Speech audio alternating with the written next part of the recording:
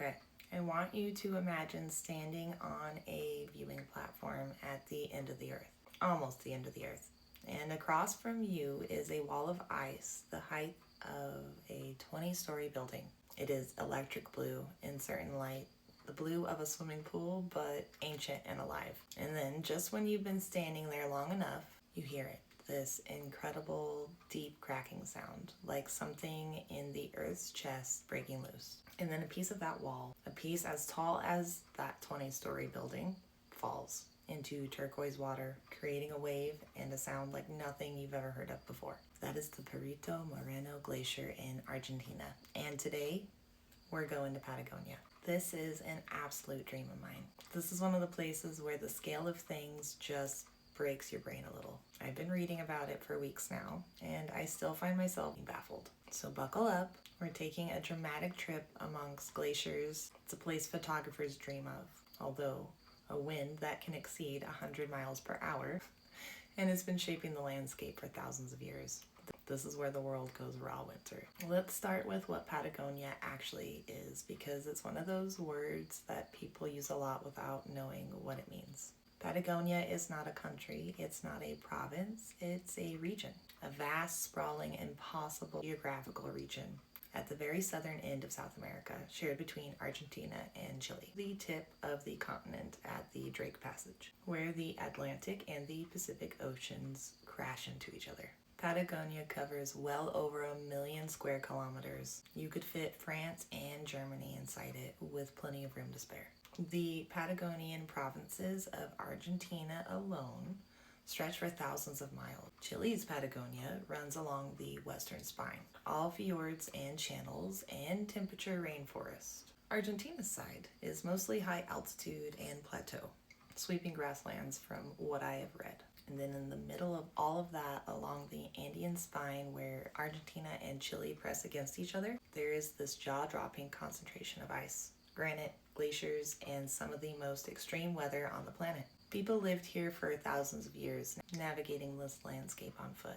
The name Patagonia is believed to come from Portuguese explorer Ferdinand Magellan, who encountered indigenous people here in 1520 and called them Patagonians. Historians still argue about exactly what that meant or where it came from. What we do know for sure is that the word has meant something like the end of the world. Darwin came through here on the Beagle in the 1830s and wrote about how the desolation got inside him in a way he couldn't explain and how it left a mark. Before we dive into glaciers individually, you have to understand what feeds them, because there is something sitting in the middle of Patagonia that very few people know about. And when I read about it, I could not stop thinking about it. The southern Patagonian Icefield is the largest non-polar ice field in the world. Outside of Antarctica and Greenland, there is no larger continuous body of ice on this planet.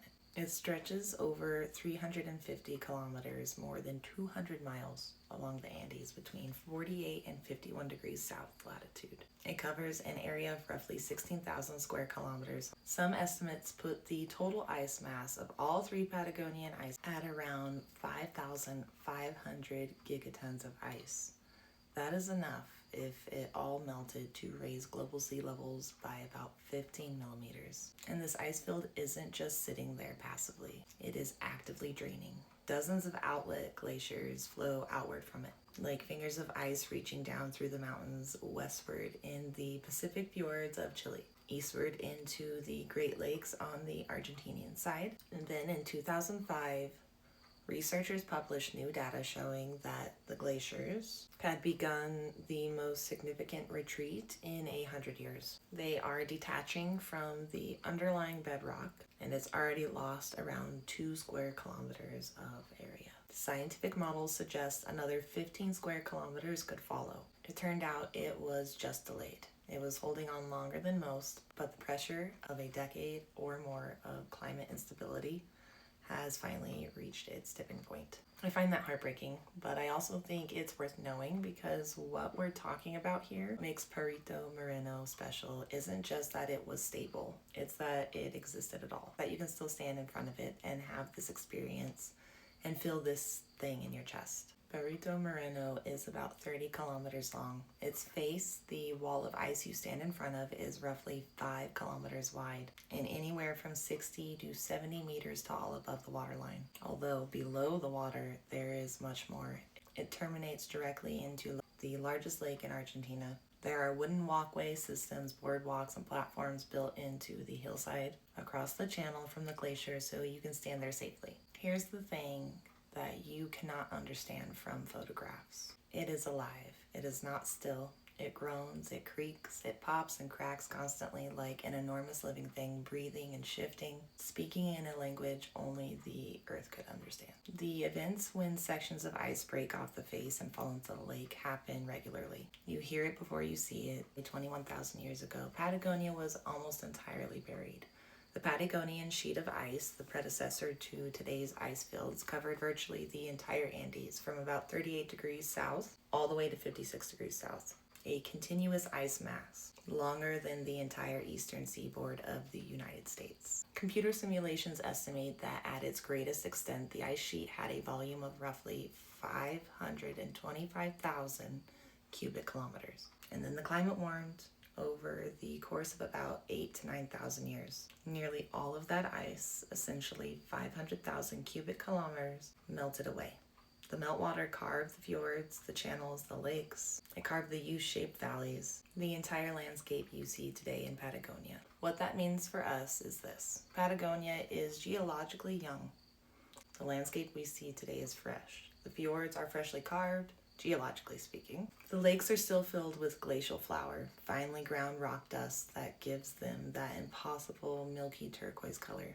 It's not an ancient eroded landscape. This is a place where the ice age just ended, and you can see the fingerprints everywhere. I think places like this have so much to teach us. Not just their radiant beauty, though the beauty alone could be enough, but the physical records of deep time that no human made and no human can replace. When I preserve a snowflake, I'm holding a moment of winter that would otherwise disappear. When we talk about Patagonia, we're talking about something similar. This record of the last ice age, still present, still legible, still speaking in the language of ice and cracking glaciers at the end of the world. How beautiful to capture a snowflake from there. I hope I get to go someday. I hope you go someday. I hope we go someday. I hope that you carry it around with you, the idea or the dream. The image of that wall of ice, that crack of sound, the sun tracing its low arc along the horizon. This is one of those topics where I genuinely worried it would be impossible to do it justice, and I'm sure I could do 1,000 videos. But I hope it gave you a taste of Patagonia, where the world's ice is the most dramatic, where the last ice age is still very visible. If any of you have been to Patagonia in winter or any other time, please, I want to hear about it in the comments. I could read about this place for another month easily. And if you're into ice and winter and the strange and beautiful science of nature, well, you might be in the right place on this channel. Like and subscribe if you're new. Hit the notification bell if you want to know when the next one comes out. I'll catch you later. And if you haven't gotten a chance to check out the preserved snowflakes from this past season, we have a very limited collection because of the dry winter we saw in Colorado. Head over to preservedsnowflake.com. They're looking for their perfect homes.